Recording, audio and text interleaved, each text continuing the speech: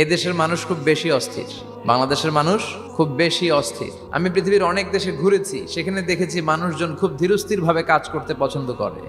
Super শপে যদি কিনতে যায়, সুপার শপে লম্বা লাইন, সবাই যে ওখানে ভদ্রভাবে দাঁড়ায়, একজনের পর একজন যাবে। টিকিট কাটতে যাবে, লম্বা লাইন, একজনের পর একজন দাঁড়ায়।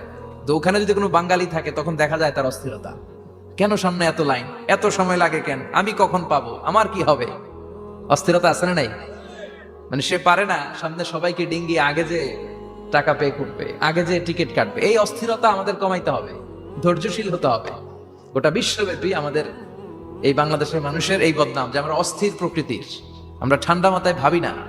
ঠান্ডা মাথায় ভাবতে হবে, ধৈর্যশীল হতে হবে। ইন্নামা সাবরু ইনদা সাদামাতিল উলা। বিষ্ণুনবী বলেছেন, বিপদের প্রথম ধাক্কায় যে সবর ধারণ করতে পারে সেই তো সবুর। এজন্য বিষ্ণুনবী দোয়া করতেন, আল্লাহুম্মা জাআলনি সাবুরা, আল্লাহ আপনি আমাকে ধৈর্যশীল বানান।